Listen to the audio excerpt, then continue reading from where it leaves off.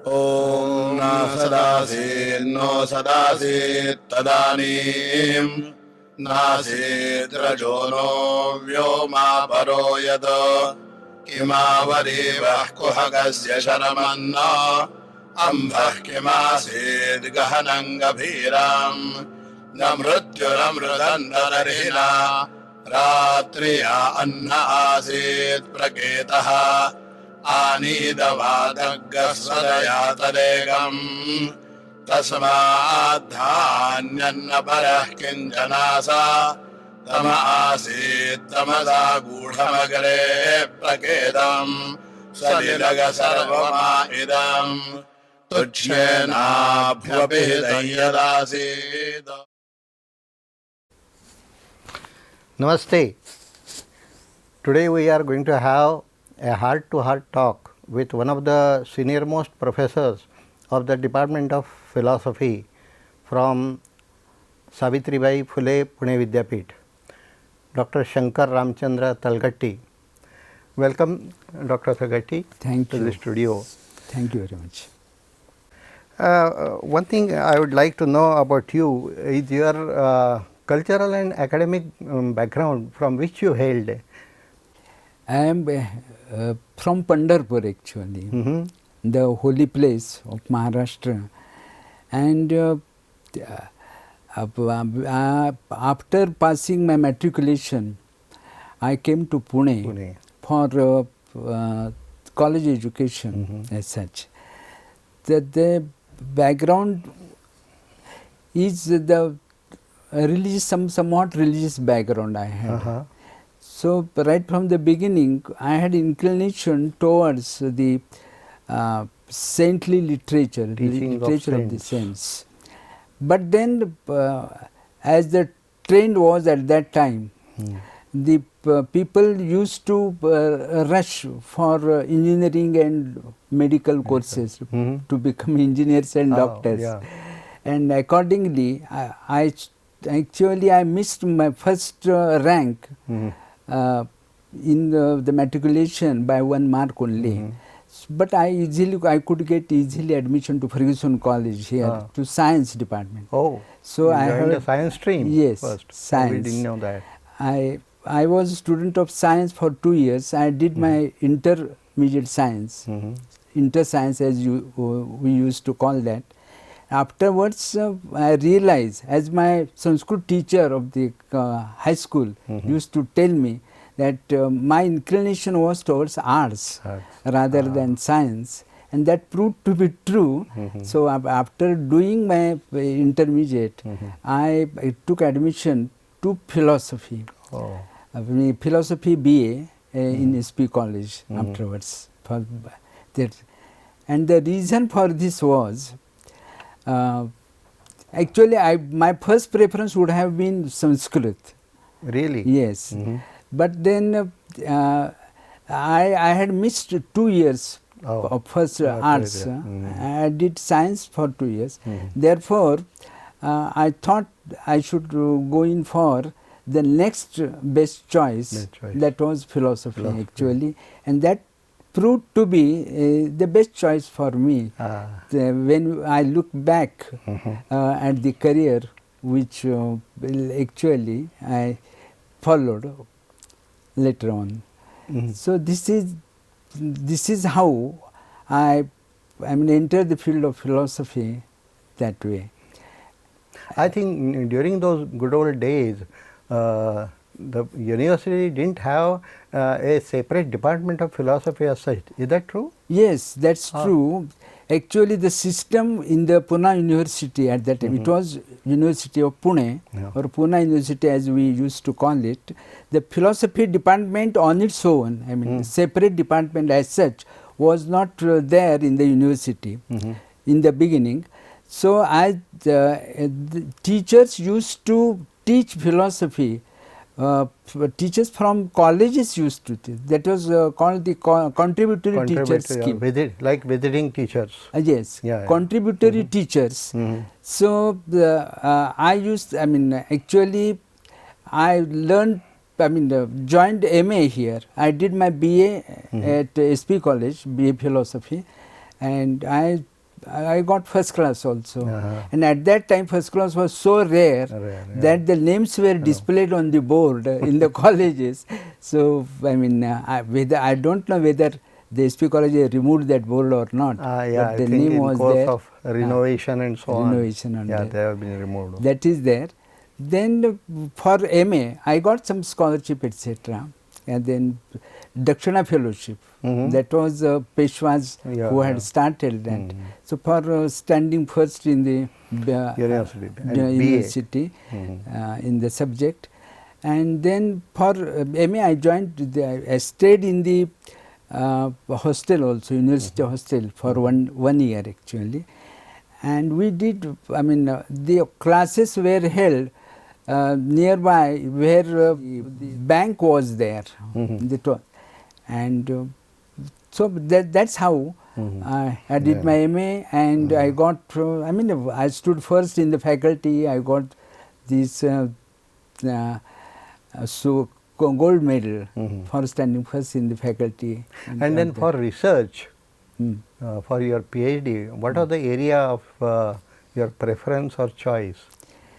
Actually, my thesis is on moral in moral philosophy, and the subject is the concept of moral obligation.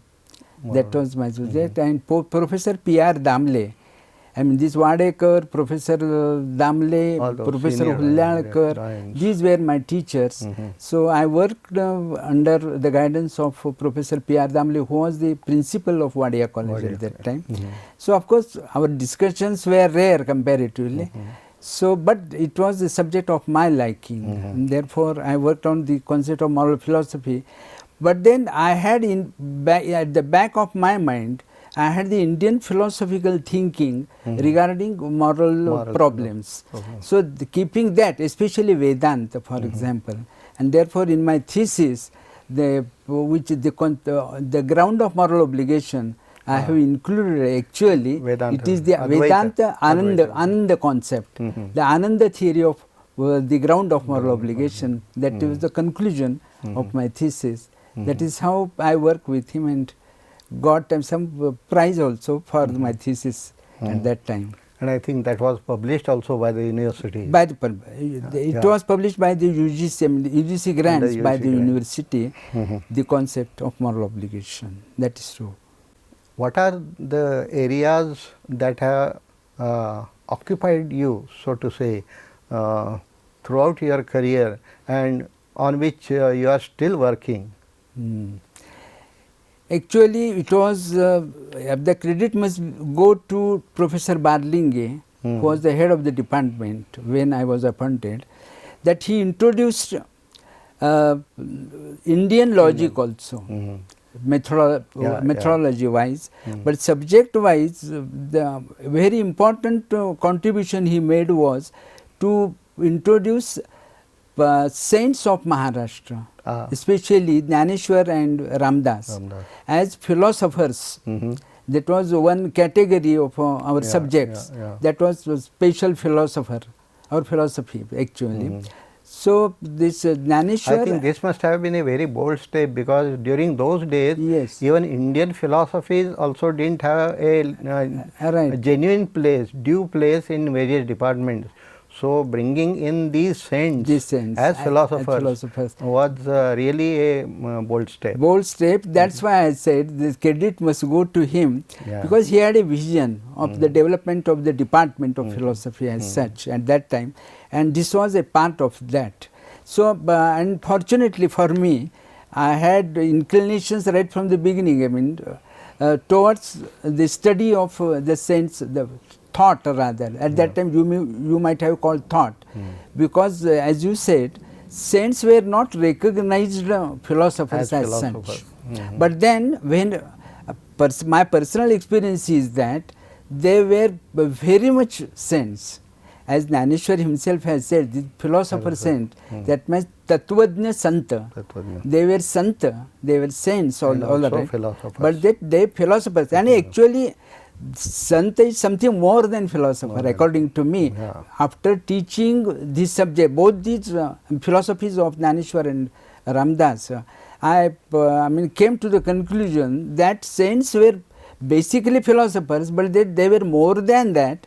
And because they had compassion in their heart for ordinary people. that is Yeah, true. yeah. That is true, and that is the greatness of, or rather, that is the peculiar characteristic of Indian philosophy right from the Vedic period, especially from the Upanishadic period itself. That is how, and the same attitude or the same I mean motto, the same goal was kept before when the saints kept before themselves, and that's why this jnana was transformed into bhakti movement. That's also thing. And the saints gave their philosophy based on the basic philosophical thinking was Vedantic only there. That is how it. I have written some books also on that.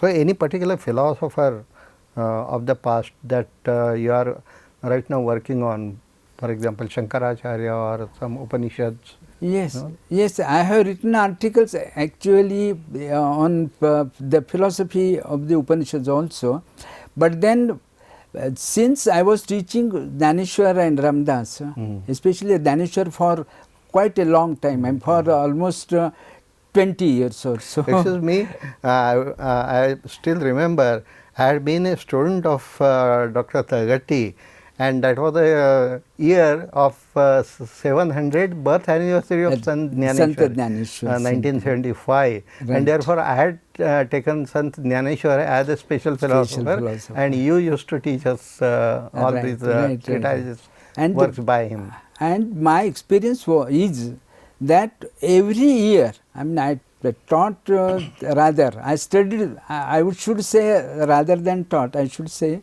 I studied Dhaneshwara's philosophy every year, and I got something new out of every it. time. That is the beauty and greatness of the thought of the saints of Maharashtra. That is one aspect of it. My thesis itself was on moral philosophy, but then this and that's why I have developed a concept of philosophy as such. It is which is prachina, which is the Vedantic. Yeah, I still remember that even as students we used to feel that the approach of other teachers towards philosophy and your approach to philosophy was quite different. Would you spell it out in detail? Yeah. You see, at that time, some professors, I mean, old professors were still under the influence of Western philosophy, the Western methodology, and Western the subjects also, which you used to be taught in the philosophy departments. They were, I mean, modeled on the Western approach to philosophy as such. And then later development, I mean, Greek philosophy was there. But then in the West also we have a change in the concept of philosophy. And then medieval philosopher, then we have modern philosophy, and then postmodern philosophy. So that is it. In India, you can see the difference between the two. The goal of Western philosophy, or the philosophy itself, is described as the wisdom and the love of wisdom. The love of wisdom. Mere wisdom is not that. That was the Greek idea actually. Later on it became linguistic philosophy, then phenomenology, and all these subjects were added. Developments in logic also took place in the West.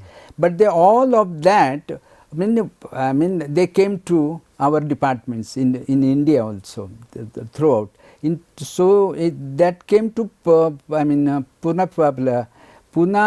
University department also. But then you see, we were teaching also Indian philosophy. Actually, there are two compulsory papers were history of Western philosophy and history of Indian philosophy. So, the study of Indian philosophy gradually under the leadership of Dr. Barlinge, actually it gained some momentum, and he emphasized the study of Indian thought, Indian philosophy, and under that actually this philosophy of the saints of Maharashtra that was introduced. But then how will you differentiate between Indian philosophy and Western philosophy?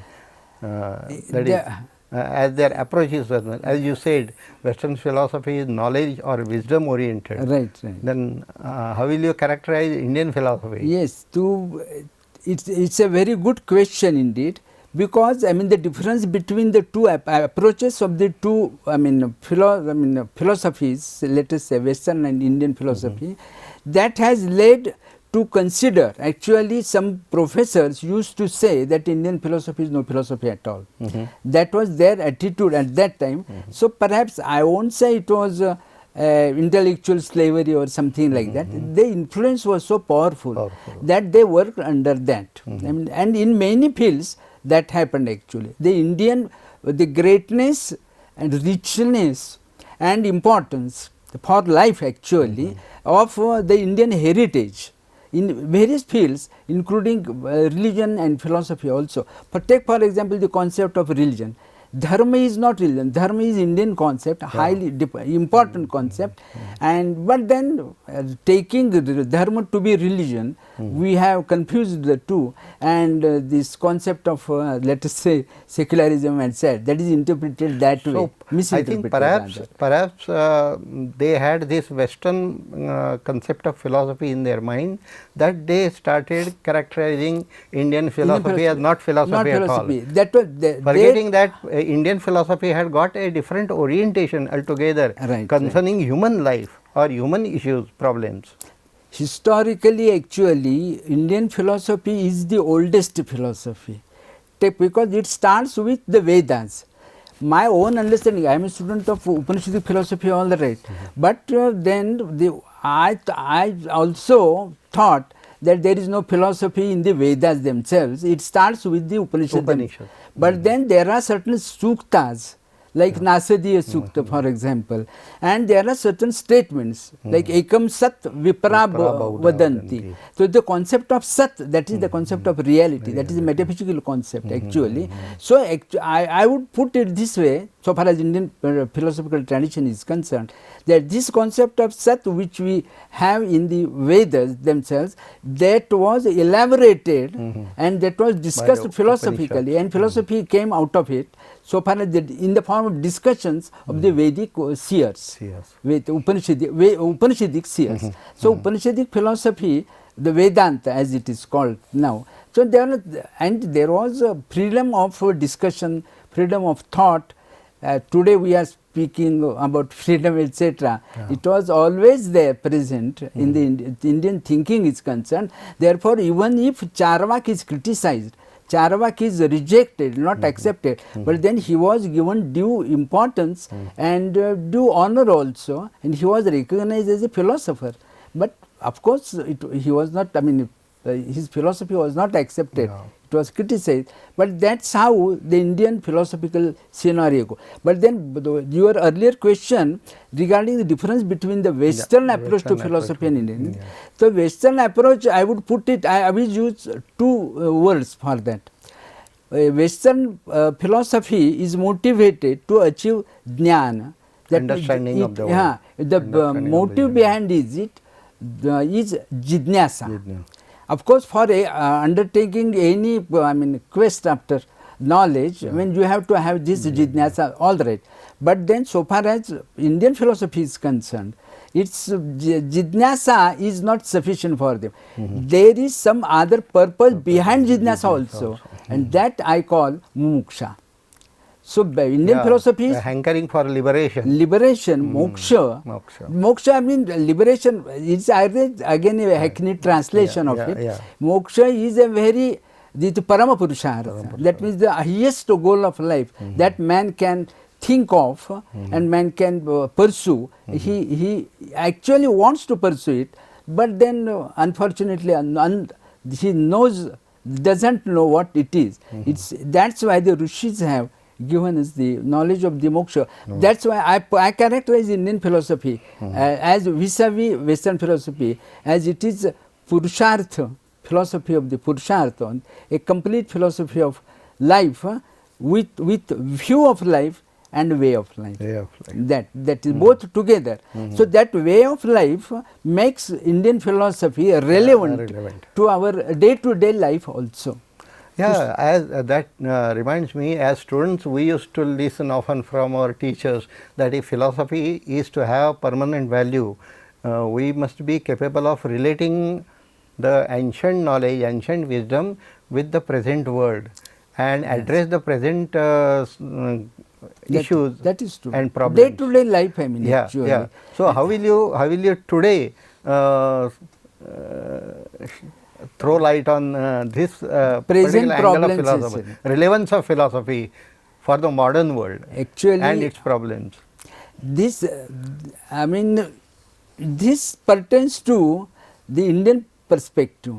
The Western view is confined only to the intellectual understanding of the reality, let us say. That is why they have developed, I mean, that way, logic and epistemology and moral philosophy. If you ask me, I am a student of moral philosophy also, but then if you ask me what is the the relation between Western moral philosophy and Western metaphysics proper, then there does not seem to be any necessary relation between the two. That is why. That means you cannot derive moral philosophy from the metaphysical position as such.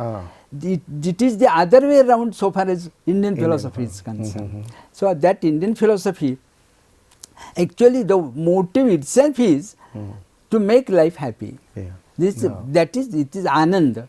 The concept of reality itself is Satchidanand. Sat stands for metaphysical, the reality, ultimate reality. Then Chit stands for the epistemology, its nature, that is Chaitanya. In general, knowledge is not a very happy word for that, because knowledge is a triputi knowledge, I mean the day to day knowledge like that. So it is the Chaitanya that is behind it, but it is consciousness. Better word would be consciousness. So you have reality, that is Sat, existence as we call it, then consciousness, but then both these are related to Anand. That is the let us say bliss, as we call it, not merely happiness. So in a way, Indian philosophy is basically hedonistic, if you use that word in the proper sense. In the ulterior sense. Not in the proper sense. It is happiness oriented philosophy, because and you see, out of the four purusharthas, you have kama and you have moksha. Kama is the ordinary happiness that we have, and moksha is the bliss, supreme happiness, devoid of any content of unhappiness in it. So dukkhatrayabhighata jidnyasa. That is the way in which Sankhya puts it. But then Vedanta completes it by saying that atyantika dukkha nivrutti purvaka paramananda vapti. So Paramananda, that is the nature of reality. So you can see that the direct relation between the philosophy, Indian philosophy, I mean especially Vedanta, and our day to day life. We have, because all of us seek happiness only. That is there. Particularly bearing on the present Indian context, we seem to find our society riddled with so many types of conflicts, political, social, economic, and so on. So, do you think that the wisdom of ancient Indian philosophers can throw light on these and guide us to overcome these problems? Definitely, because it is meant for that only. Right from the beginning, it is out of the problems of life, the suffering. Actually, that is the problem, or that was the problem. How to overcome these? How to overcome the suffering, etc. So right from the beginning, their concern was human life itself. So making human life, and that not only of one country or one people or something like that, the whole of humanity, sarvepi sukhinas santu, that was their goal. And that is why the Vedanta is the philosophical foundation of it. And Vedanta, we have, you know, that we have different other movements also, especially this bhakti movement, where since I am a student of the philosophy of the saints, the saints have developed this Vedantic philosophy. Out of that, or rather on the basis of Vedanta, they have erected the grand, let us say, building or the structure of the philosophy of the bhakti, which makes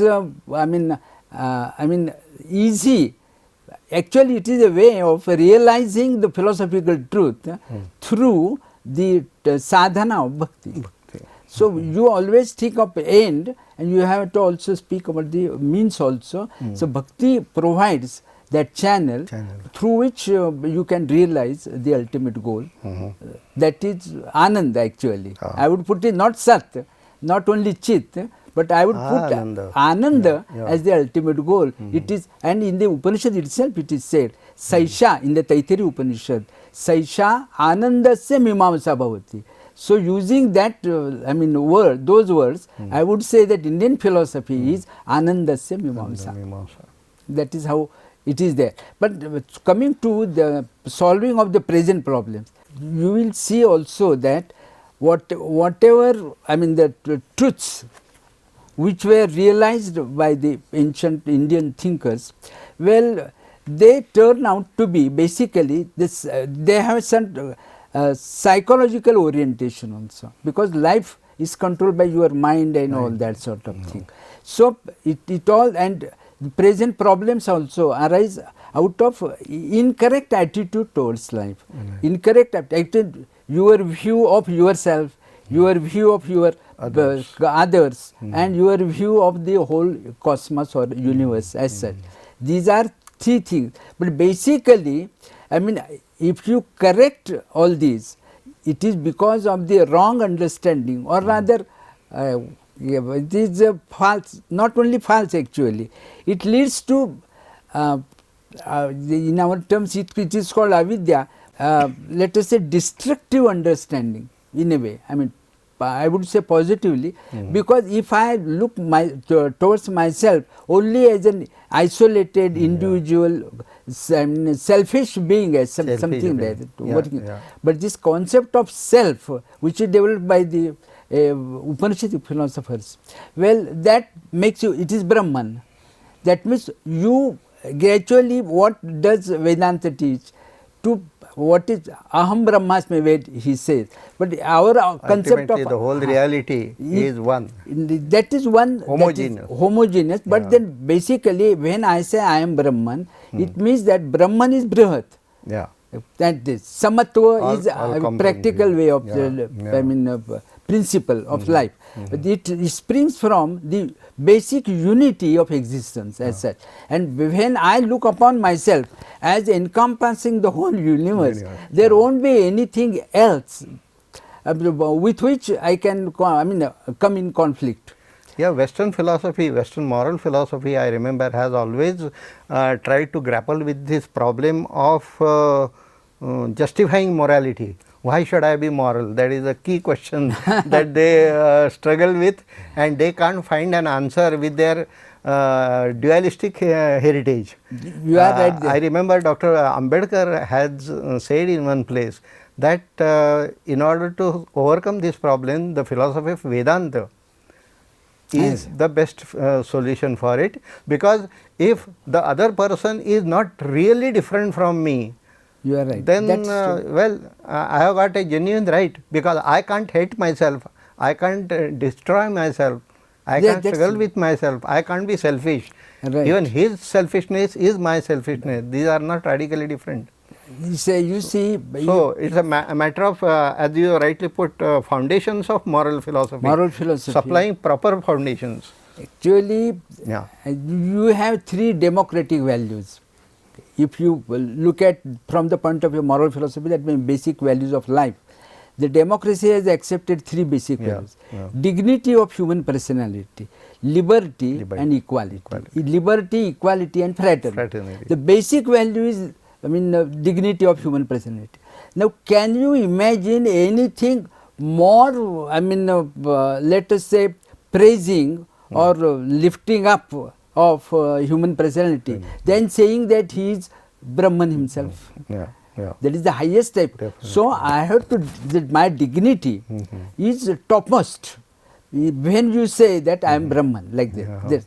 Now coming to liberty, equality and fraternity, which are the values which are derived from this particular basic concept of personality, let us say human being as such. The liberty, I mean, if there is nothing else besides me, that is moksha actually. That is freedom. What do you call? Yeah. There is the word freedom also doesn't carry any meaning, but there is nobody. Freedom from. Freedom to. Is, I mean, these are the ways in which we put it. Yeah. But then if there is nobody else from whom I have to be free, that you are already basically, your nature is free itself. That is liberty. Then you come freedom to is not something to be achieved, but to be realized. To be realized. That I am free. I am free. That is the Vedantic way of, this is sadhana. The whole sadhana is to say that you are there. Your misunderstanding has covered it, covered up. That is called ajnana or avidya or whatever, maya or whatever it is. So that is liberty. Equality actually culminates in unity. The upper limit of equality is unity. When we are teaching, teaches actually Vedanta. We are not many and equal, but we are one. One. Therefore, there is really, so to speaking, no scope for equality. But then practically there has to be some principle. In moral philosophy, the principle that we get from this Advaitic philosophy as such, or the sense of all the sense, their teaching also is the same. Actually, put it in the language of bhakti. That which was put in the language of knowledge by the Upanishads is translated and made it easy for the people to understand and follow, and actually for following itself, that the saints have used the language of bhakti that way.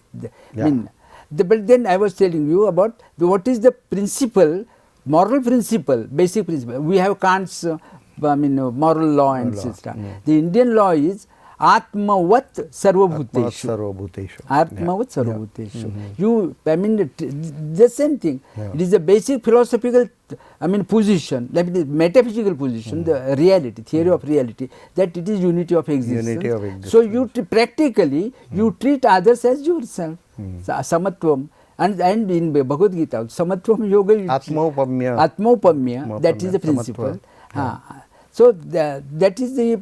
So in order to solve the present philosophical problems, also you have this solid background and solid foundation on which you can let us say erect the social institutions and the training, the teaching and all that on the basis of this. Certainly the problems are there. The problems have been created by us only. And it is the human beings. It is the wrong perception of things. Wrong, perhaps it is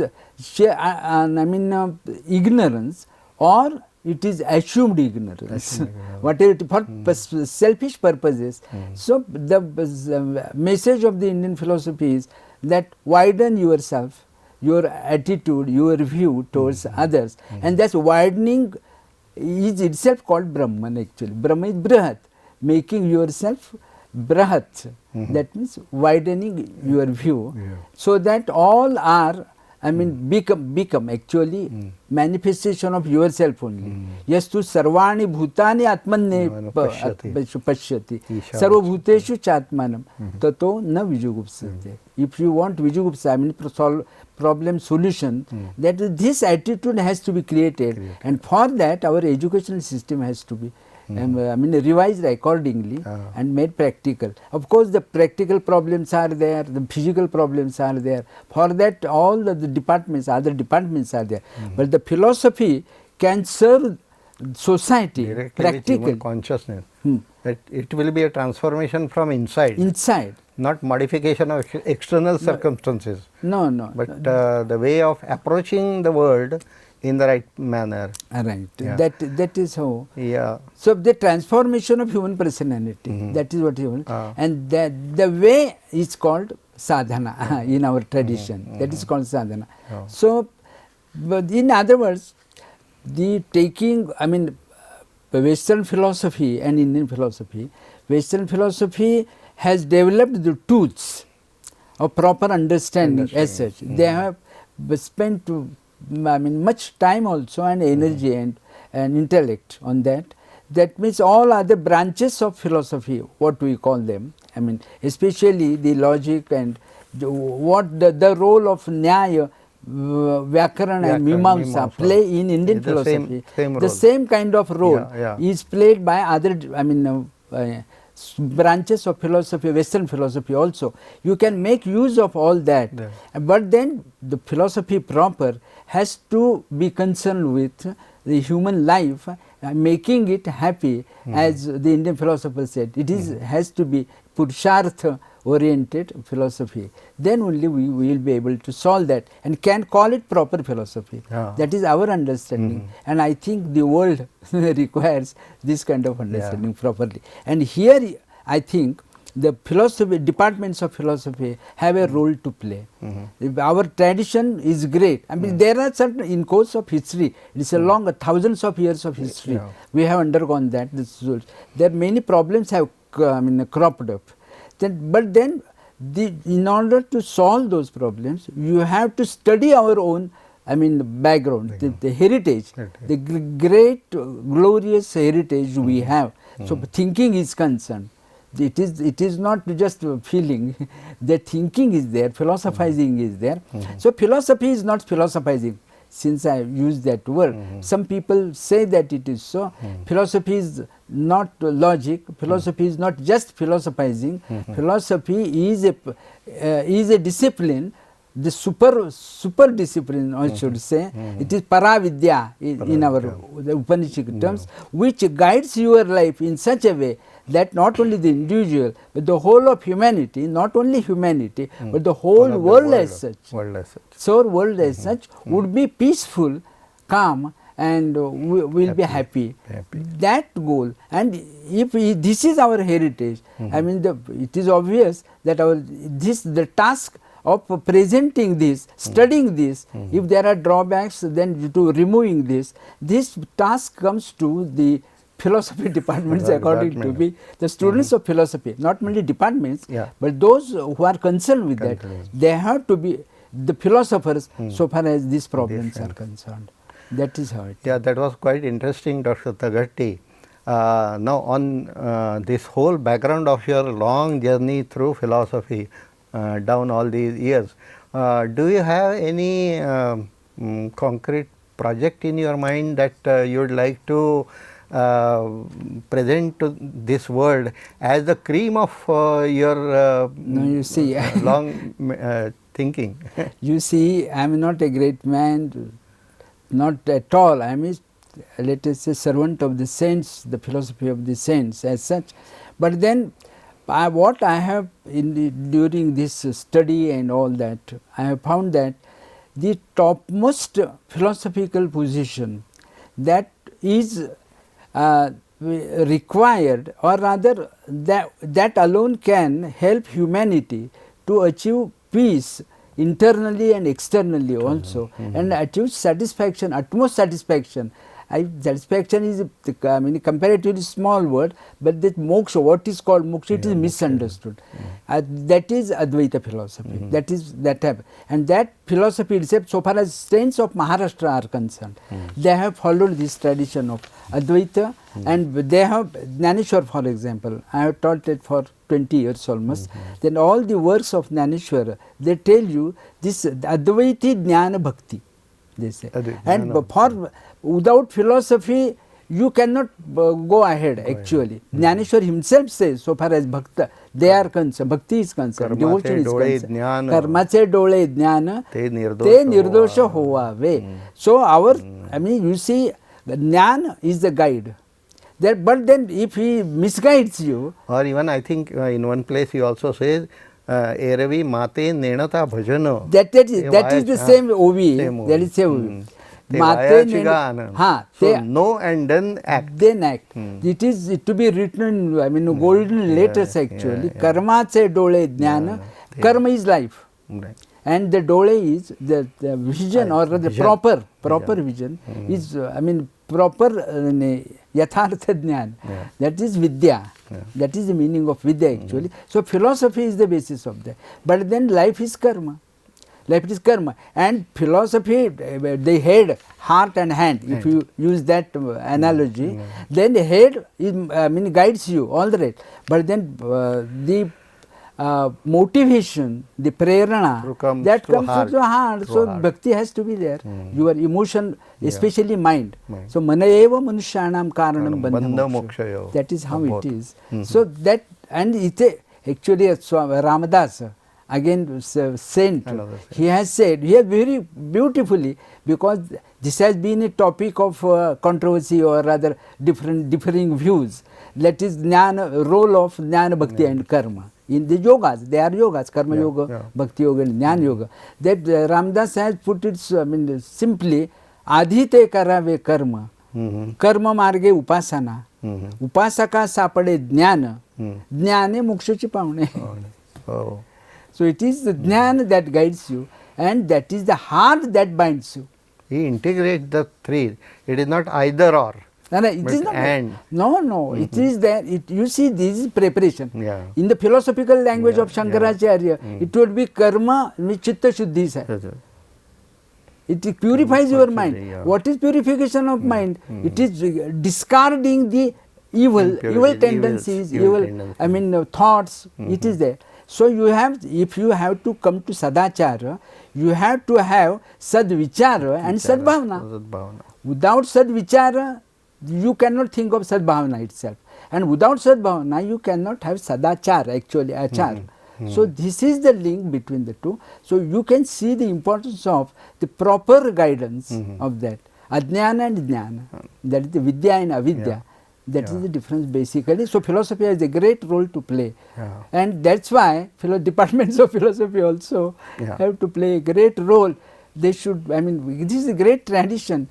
I would say that, all the departments, I am not barring the knowledge of coming from the world over, so far as philosophy is concerned, because our slogan right from Vedic period has been Ano Bhadra Kratavo Yantu Vishwataha. So we have welcomed good thoughts from all over the world. It is not rejecting them, but it is properly. It's a matter of integrating them with our background. Actually, this is the basic task that is given to us. Let us say, since we are Bharatiyas, we are Indians here, and we have internal view of the thinking.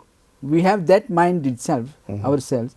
Westerners have also tried to interpret Indian philosophy, no doubt. But then, of course, some motives were there. We need not talk about that. But this is how this Department of Philosophy actually has given me an opportunity.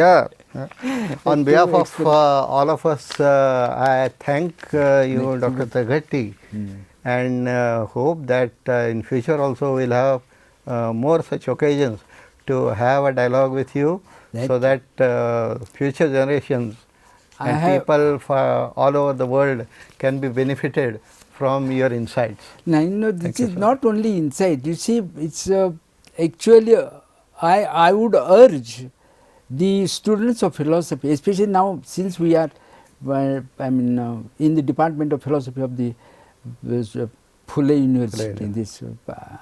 I am accustomed to speaking about the Pune University, but then they should, so far as if they ask me, for example, what projects etc. we should be followed in this year.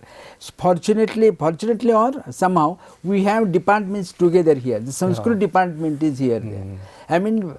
You see, we have discarded, we have not taken seriously the study of Sanskrit also, because the original works of Indian philosophy are in Sanskrit. So we can take help of Sanskrit department. They can be mutually beneficial, complementary, and there can be joint projects also.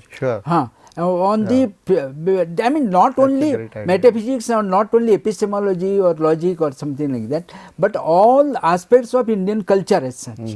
So making it relevant today in order to make philosophy relevant today and practicable and applicable, then you can undertake certain projects. You have to plan it properly and take help from that, and certainly those insights I actually used to tell my students. Almost 9 students or 9 or 10 students have have worked with me for PhD. They got their PhDs also. But I used to tell them, whichever subject you take, try to bring in the Indian point of view there, so you will get an insight into it and something new. If the subject is Western, for example, and if you use the Indian insight to interpret that and contribute to that, your contribution will be substantial for that matter. So this, after all, we belong to this soil, we belong to the great heritage, Indian philosophical and cultural and religious heritage. There are many misunderstandings. As you said, my project actually, presently I am working on Shankaracharya, and I have seen that, hardly very few, in Bhagavad even, our Puranas also, I would say, they are, they are not mythologies. Our whole approach is wrong. Even towards Dharma. We call it secular nidharmi. Actually, for the protection of dharma, even God takes avatar, and Santa, all the saints are meant, their whole life program has been to uphold social order. Social order. This means that we have to understand the concept of dharma as developed in India. And there can be only one dharma after all. Actually, Sani Guruji has put it in so beautifully.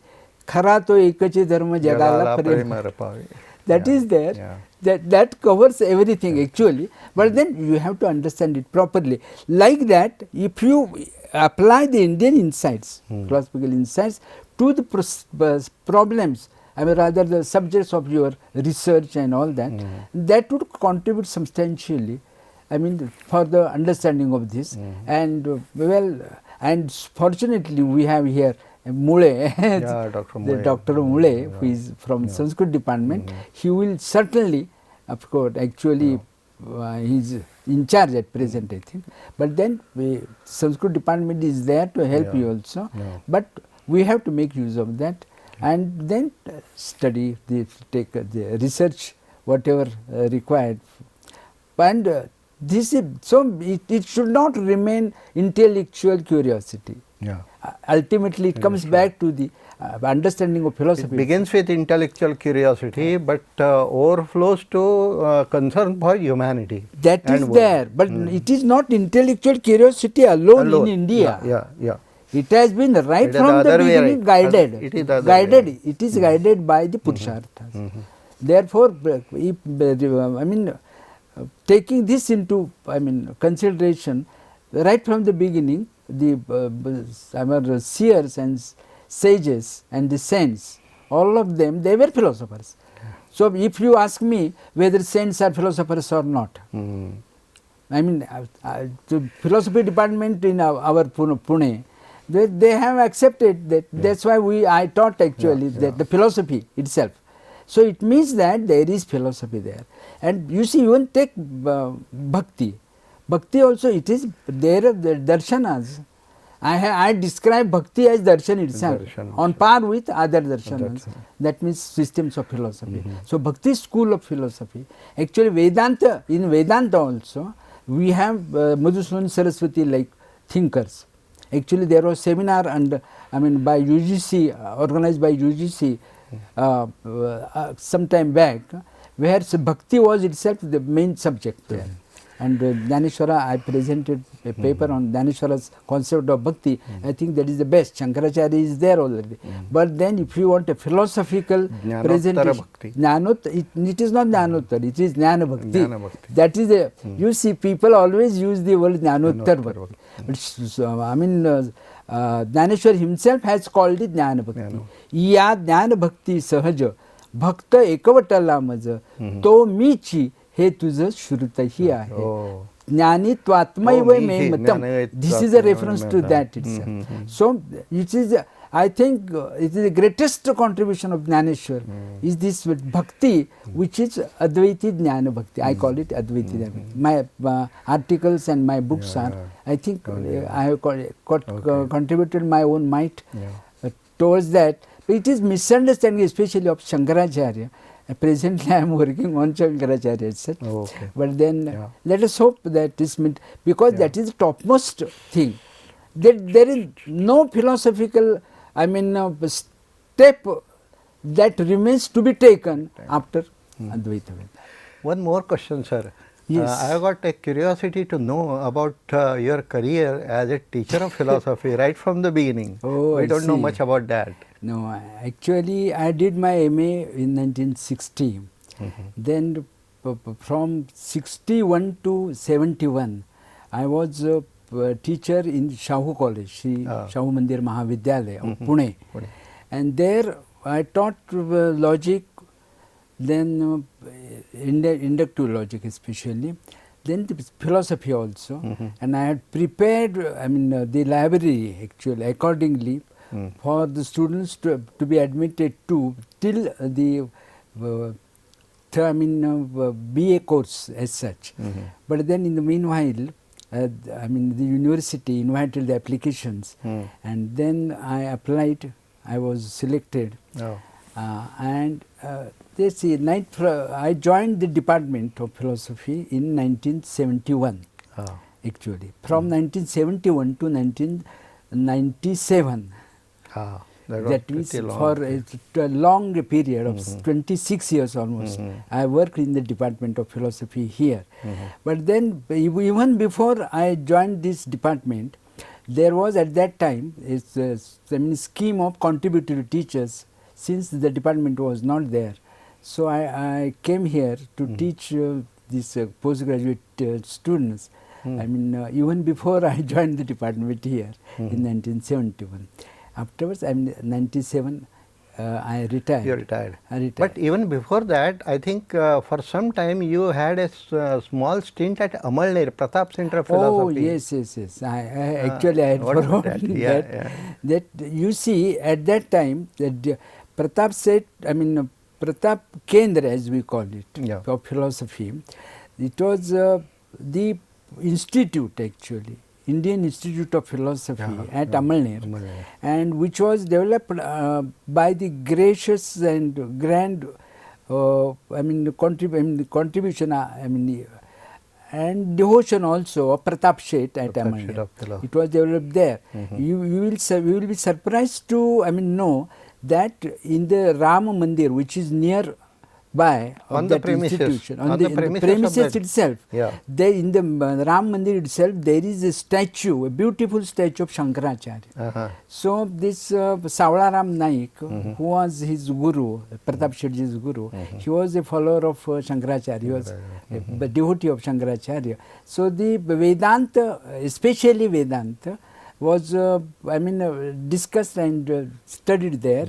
Like Jayari Shastri, for example, he was there. Atmaram Shastri Jayari, he was there. Malkani was the director of that institute. And I think Dr. Radhakrishnan also was a fellow of that institute. Fellow of that, all the professors, my own professors. Gurudev Ranade. Gurudev, this Professor Wadekar, Professor Hulyalkar, Professor Damle. All of them had a fellowship of that. Fellowship. They were fellows there actually. And K.C. Bhattacharya's lectures were organized in those days by Pratap Sheth. So it was a renowned philosophical institute, private institute run by Pratap Sheth at that time, and all the fellows from all over India, they used to come there, and they have many publications at their display, and a great library also. But then after this Marathwada, this not this Jalgaon University, North Maharashtra University came up. This it was handed over first to our department. Our department was taking care of that, and at that time I was asked to go there as a director in the. The post has that way no meaning, because no activity was at that time conducted in that institute. But then later on we started some course in MA Philosophy, and some students research work also. Publication is they had earlier the publication of Tattvajnan Mandir and all. So Hindi, I mean Marathi and English, those publications also were revived by our department. At that time I had the good fortune to serve that institute as a director for some days, some months actually. Later on a reader in charge was appointed, the post was appointed, and they were there. That is how it is. I am associated with that institute, and I am really happy, I am honored actually to work on that. Thank you, Dr. Talghatti. Thank you very much. I must thank the department for giving me this opportunity of expressing myself. Om na sadasi no sadasi tadanim nasid rajono vyoma paro yado kimavariva kuhagasya sharamanna ambah kimasid gahananga bhiram.